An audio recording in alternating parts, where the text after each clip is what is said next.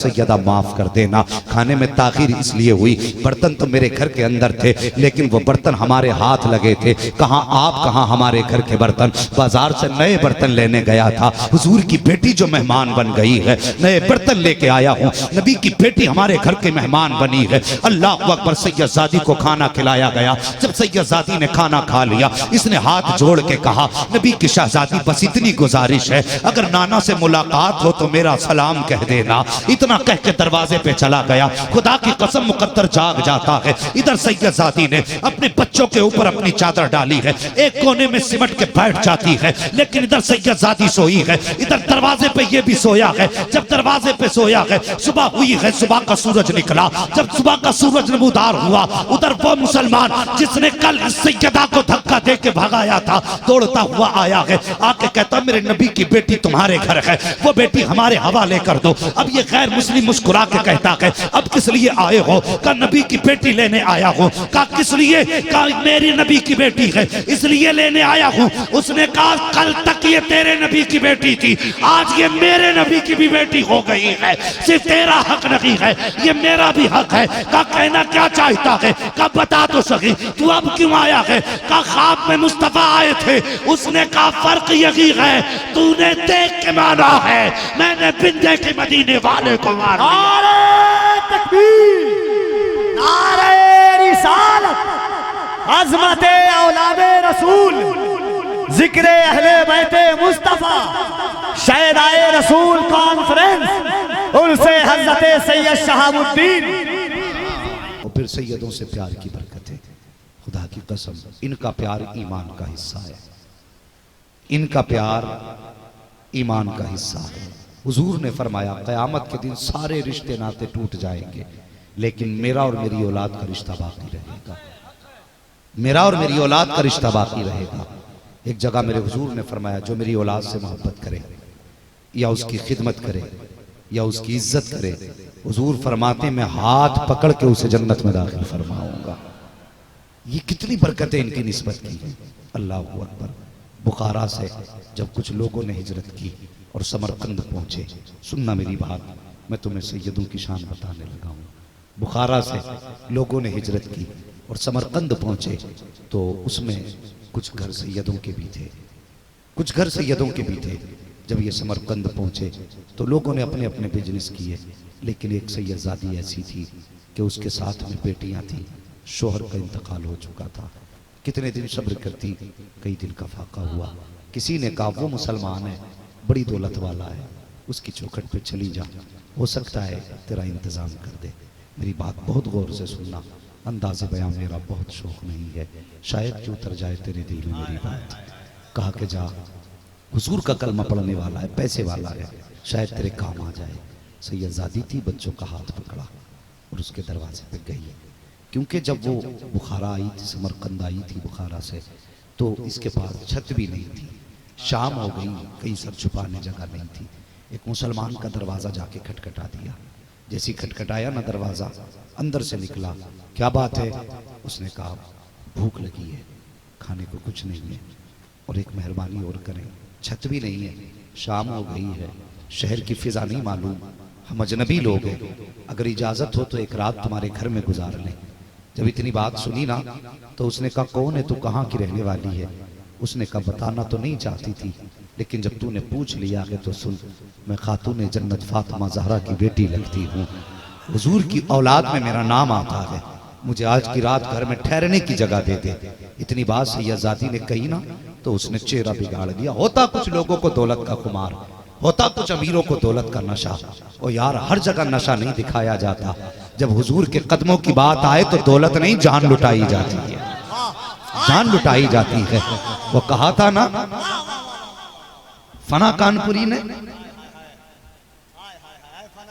ए फना, इश्क का दस्तूर तुम्हें क्या मालूम, इश्क में दिल ही नहीं सर भी दिए जाते हैं। इश्क में दिल भी नहीं, दिल ही नहीं सर भी दिए जाते हैं। और यार ये इश्क की अलग कहानी है। लोगों को दौलत पे नाज होता है, कभी पैसा बचाते हैं। उसने कहा सैयदजादी हूँ, रात गुजारने का मौका दे दे। उसने कहा तेरे जैसी बहुत आई, आकर के चली गई। उसने कहा कोई शजरा हो तो दिखा, नसबनामा साथ लाई हो तो दिखा।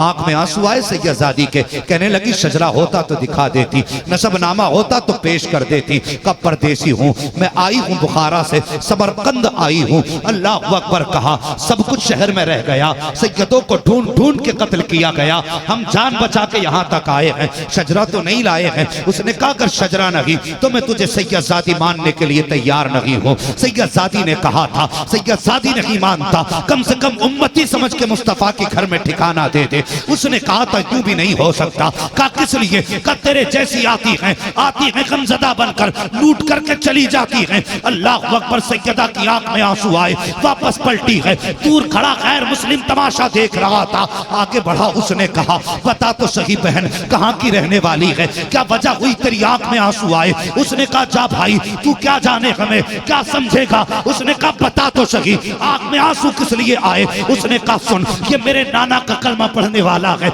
मैंने उसे बताया था कि मैं सैयदजादी हूँ, उसने एतबार नहीं किया और बस धक्का दे के वापस कर दिया। और यार गैर मुस्लिम जरूर था, लेकिन आज कदमों में नबी की बेटी के आ गया था। और जो उनके कदमों में आ जाते हैं वो ठुकराए नहीं जाते, बल्कि कहीं भी रहते हो सीने से लगाए जाते हैं। नारे तकबीर, नारे रिसालत, नारे रिसालत। शहदाए रसूल कॉन्फ्रेंस उनसे हजरत सैयद शहाबुद्दीन जिक्रे दादा खातूने जन्नत।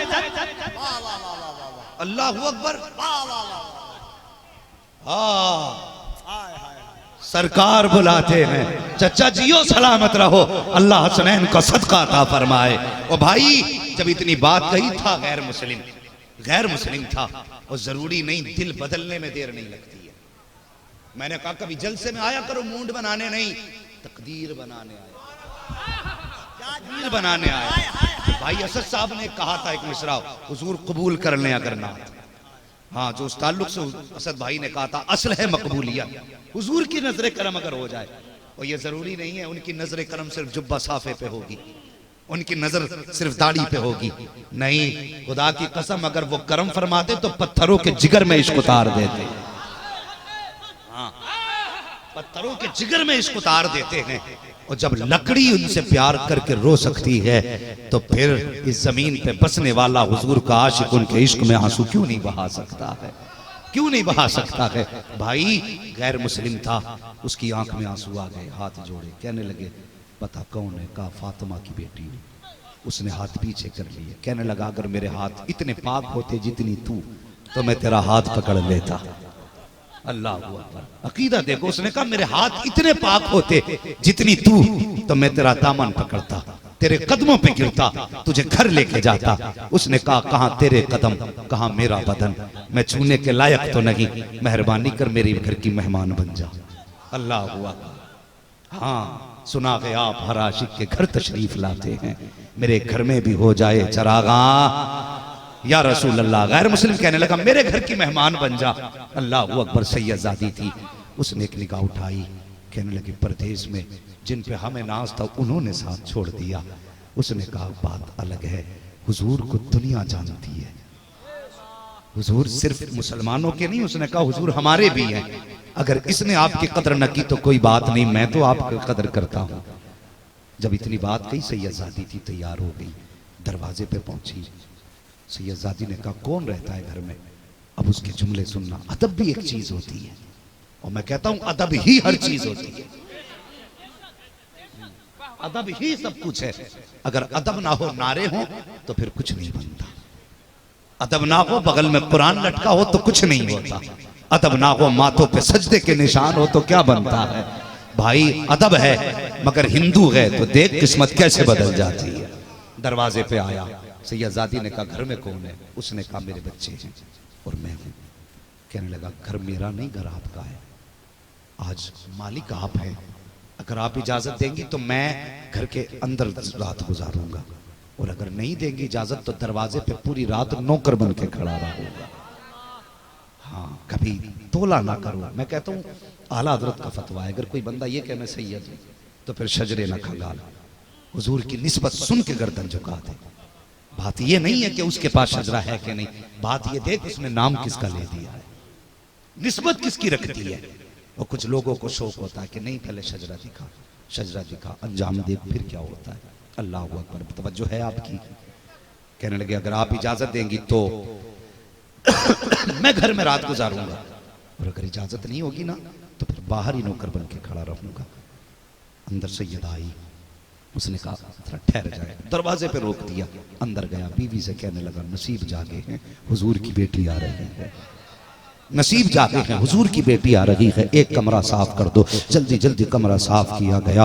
जो सबसे उनकी नजर में साफ जगह थी उस जगह पे उस सैयदा का बिस्तर किया गया। अल्लाह अकबर, सैयदा आई उस जगह पे बैठ गई। घर के अंदर मौजूद था, थोड़ी देर के लिए तेजी से बाहर गया, आने में देर हो गई। आके कहने लगा सैयदा माफ कर देना, खाने में ताखीर इसलिए हुई, बर्तन तो मेरे घर के अंदर थे लेकिन वो बर्तन हमारे हाथ लगे थे। कहाँ आप, कहाँ हमारे घर के बर्तन। बाजार से नए बर्तन लेने गया था, हुजूर की बेटी जो मेहमान बन गई है, नए बर्तन लेके आया हूं, नबी की बेटी हमारे घर के मेहमान बनी है। अल्लाह अकबर, सैयदजादी को खाना खिलाया गया। जब सैयदजादी ने खाना खा लिया, इसने हाथ जोड़ के कहा नबी की शहजादी बस इतनी गुजारिश है, अगर नाना से मुलाकात हो तो मेरा सलाम कह देना। इतना कह के दरवाजे पे चला गया। खुदा की कसम मुकद्दर जाग जाता है। इधर सैयदजादी ने अपने बच्चों के ऊपर अपनी चादर डाली है, एक कोने में सिमट के बैठ जाती है, लेकिन इधर सैयदजादी सोई है, इधर दरवाजे पे ये भी सोया है। जब दरवाजे पे सोया है, सुबह हुई है, सुबह का सूरज निकला।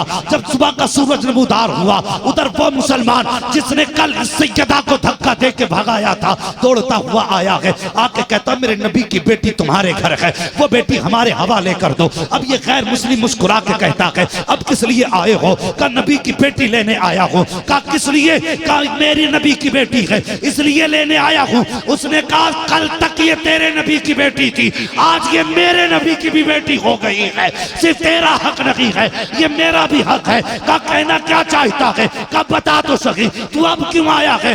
का ख्वाब में मुस्तफा आए थे। उसने कहा फर्क यही है तूने देख के माना है, मैंने बिन देखे मदीने वाले को मार दिया। नारे तकबीर, नारे रिसालत, अज़मते औलादे रसूल, जिक्र अहले बैते मुस्तफा, शहदाए रसूल कॉन्फ्रेंस उनसे हजरत सैयद शहाबुद्दीन।